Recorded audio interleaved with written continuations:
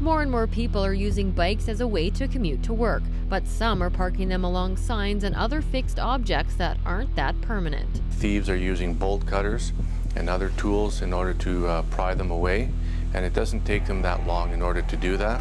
And then once they have them, they ride away with them, and then people come back and find that a bike worth thousands of dollars in most cases is gone. In recent CPS operations, 30 to 50 bikes were recovered in various stages of dismantlement. Thieves will break down the bikes and then ship the parts to different cities across the country for profit. So the more information you can give investigators about your stolen bikes, the better.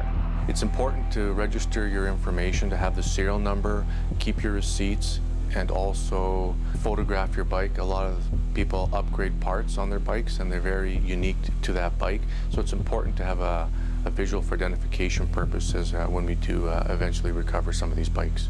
Beyond bike thefts, things off of bikes be getting stolen a lot more too. Things like lights, wheels, seats is a big popular one too. So definitely a big increase for sure. I can't tell you how many times I've seen people just locking literally their front wheel to something.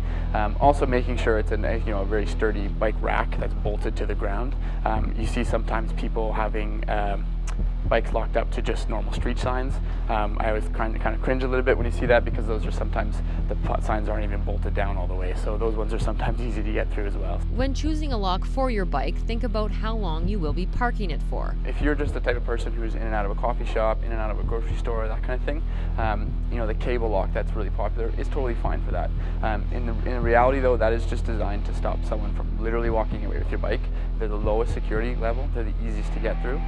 They're what we have the most problem with. To be honest, we try to deter people away from cable lock as much as we can. The hardest locks to get through are going to be the U-locks.